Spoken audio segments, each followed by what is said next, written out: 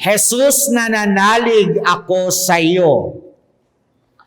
Para sa karamihan, ang Pasko ay tungkol sa pagiging malapit ng Diyos, sapagkat ang sanggol na isinilang ngayon ay tinatawag na Emmanuel. Ibig sabihin nun, ang Diyos ay nasa piling natin. Pero yun nga ang tanong ko, kailan ba naman hindi natin nakapiling ang Diyos?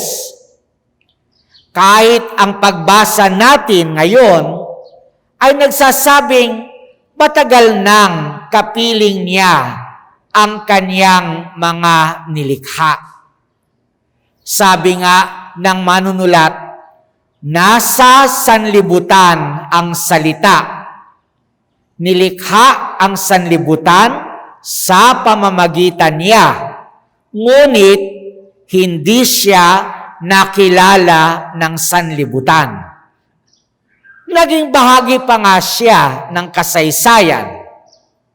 Ang sabi ni San Juan, naparito siya sa kanyang bayan, ngunit hindi siya tinanggap ng kanyang mga kababayan. Kaya nga, kung nandito na siya sa sanlibutan, mula pa noong unang nilikha niya ito, edi ano ang bago? Kaya natin pinagdiriwang ang Pasko. Well, mga minamahal kong kapatid, ang bago ay ang kanyang pagkakatawang tao. Ang sabi ni San Juan, naging tao ang salita at siya ay nanirahan sa piling natin. And the Word was made flesh and dwelt among us. Matagal nang naririto ang Diyos sa Espiritu, sapagkat ang Diyos ay Espiritu. Pero ngayon, meron na siyang katawan. Noon, hindi siya nakikita ni hindi namamalayan ng mga tao. Ngayon, nakikita na siya, naaamoy, naririnig, at nahahawakan. Naging katulad natin siya sa lahat ng bagay maliban sa kasalanan. Ito ang ibig sabihin ng pangalang Emmanuel. Nasa piling natin ang Diyos. Hindi lamang siya narito sa Espiritu. Naririto siya sa kanyang katawan. At sa misteryo ng pagkakatawang tao ng Diyos Anak, nakabatay ang kabuuan ng ating pananampalataya. Kapag sabi natin na nakasentro kay Jesucristo ang pananampalatayang Kristiyano, ibig sabihin nito, ang lahat ng ating pinaniniwalaan ay batay sa ating nakita at narinig mula kay Jesus. At ito'y magiging posible lamang kasi naging tao siya. Umangkin siya ng isang kalikasan na nauunawaan ng ating mga pandama. Kaya nga, tingnan nyo, maging ang ating pagsamba ay nakabatay sa misteryo ng pagkakatawang tao ng Panginoon. Masasabi natin na ang pagsamba natin ay incarnational. Tingnan nyo, ha? Gumagamit tayo ng mga imahen. mga larawan. Dahil kailangan nating makita ang gusto nating kausapin. Noon, sa lumang tipan, ang sabi ng mga, bawal daw sa Bible, sabi, gumawa ng mga imahen. Tama ba yon? Oo. Sa lumang tipan, bawal gumawa ng imahen. Father, bakit kayo mga Katoliko gumagamit ng mga imahen? Ang sagot, sa lumang tipan, pinagbabawal ang mga imahen kasi wala pang nakakakita sa Diyos. Kaya nga naiinsulto ang Diyos kapag gumagawa ang mga tao ng imahe ng baka, imahe ng agila, o kahit imahe ng tao, sasabihin siya yun, oy, pwede ba? Hindi ako yan, ha? Okay? Kaya bawal gumawa ng imahen sa lumang tipan kasi wala pang nakakakita sa Diyos. Bakit ngayon, Father, may imahen sa simbahan? Sagot! Kasi nagpakita na ang Diyos. Naging tao siya. At naalala ng mga tao kung ano ang itsura niya. Sa dingding na yan, nakikita nyo ang isang larawan ng mukha ni Jesus. Yan mismo ay larawan ng mukha niya na iniwan niyang nakatatak doon sa telang binalot sa kanyang bangkay nung Biyernes Santo.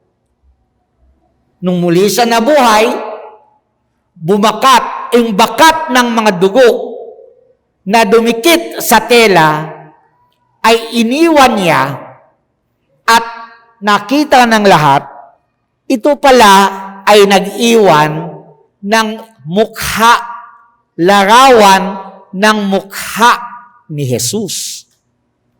Kaya nga, bakit tayo may imahen? Kasi nagkatawang tao ang Diyos anak. At siya ay nakita ng mga tao. Gumagamit tayo ng mga nakikitang palatandaan sa mga sakramento dahil ang presensya ng Panginoon ay kailangang maunawaan ng ating mga pandama. Binigyan tayo ng Diyos ng mga katawan at ang lahat ay nauunawaan natin sa pamamagitan ng mga pandama nito. Kaya nga, hindi naging sapat para sa Kanya na makapiling natin siya spiritually. Umangkin siya ng kalikasan ng tao para makilala natin siya at maibigay niya sa atin ang kaligtasang kailangan natin. Sa banal na misa, nandito siya sa piling natin, hindi lang spiritually, kundi sacramentally. In other words, hindi lang natin sinasabi na kapiling natin ang Panginoon spiritually.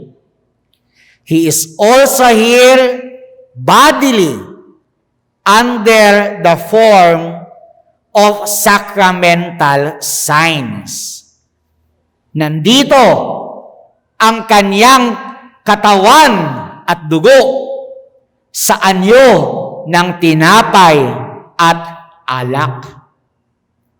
Kaya nga, hindi natin pwedeng sabihin lang na pwede na tayong magdasal kung saan-saan. Kasi Ang Diyos ay laging naririyan kung saan-saan. Kailangang pumunta tayo dito sa templo dahil nandito ang kanyang katawan. The Lord is here in the flesh. Pero ang tanong, ikaw, are you also here in the flesh?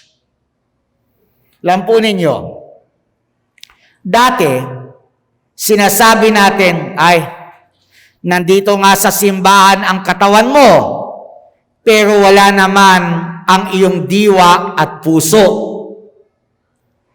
Subalit, dahil sa kalagayan ng pandemya, ngayon, ang sinasabi natin, nandito ang iyong diwa, ang iyong puso, pero nandito ba ang iyong katawan?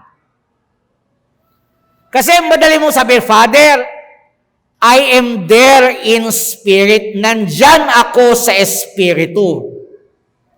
Pero, ang tanong, are you here in body also? Nandito ka ba sa iyong katawan? Okay? Tanda natin, hindi tayo mga anghel. Mga tao tayo na may kaluluwa at katawan. Therefore, we must totally be present to the Lord, both bodily and spiritually. Kailangan buong-buo tayong nandito sa harapan ng Diyos, katawan at kaluluwa. Mabuti pa nga ang pagkuha ng national ID. Kailangan physically present tayo. Nagtsatsaga tayong pumila. Mabuti pang pagkuha ng ayuda. Kailangan physically present tayo. Mabuti pa ang pag-apply ng passport at visa. Kailangan physically present tayo. May physical appearance. Pero ang tanong, bakit ang pagsamba? Hindi natin nakikita na kailangan physically present din tayo. Sabi nga ng pagbasa, ang lahat ng tumanggap at nananalig sa Kanya ay pinagkalooban niya ng karapatang maging anak ng Diyos. So, nagiging anak tayo ng Diyos sa pamamagitan ng pananalig natin sa pagkakatawang tao, sa nagkatawang taong anak ng Diyos, si Jesus. Pero, sa pananalig na ito, kailangang mabinyagan tayo. Kailangang pumunta tayo sa templo para mahugasan ang katawan natin sa tubig ng binyag. Kailangang tanggapin ng ating katawan ang langis ng kumpil. Kailangang kainin natin ang katawan ng Panginoon.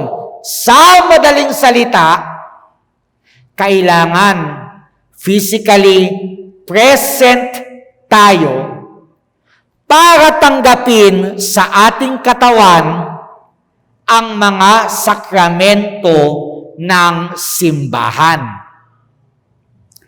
Sa ganitong paraan lamang natin matatanggap ang biyayang hatid ng pagkakatawang tao ng Panginoon.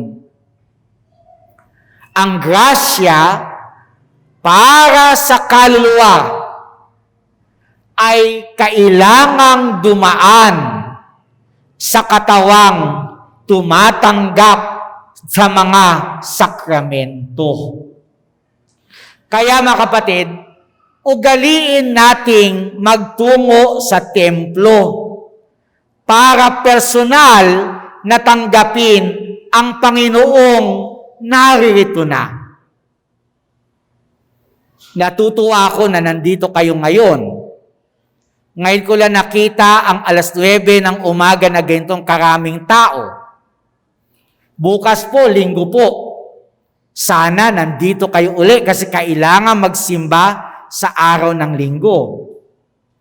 At piyesta ng banal na mag-anak, kaya babasbasan ang mga mag-anak na magsisimba bukas araw ng linggo. Sana tuwing linggo nandito kayo. Ugaliin ninyo yan. Ugaliin ninyong dumaan sa templo para personal na tanggapin ang Panginoon. Kasi hindi pwedeng ipag-grab ang grasya. Hindi pwedeng itawag sa rider ang grasya.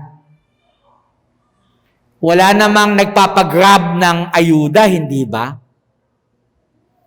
Mas importante sa ayuda ang tinatanggap natin pag tayo'y nagsisimba. Ang tinatanggap natin ay mismong ang Panginoon. Siya ang Emmanuel. Ang Diyos ay nasa piling natin. Ang Diyos ay kapiling natin. Sana naman tayo rin ay makapiling niya. Maligayang Pasko po. Ave Maria Purissima,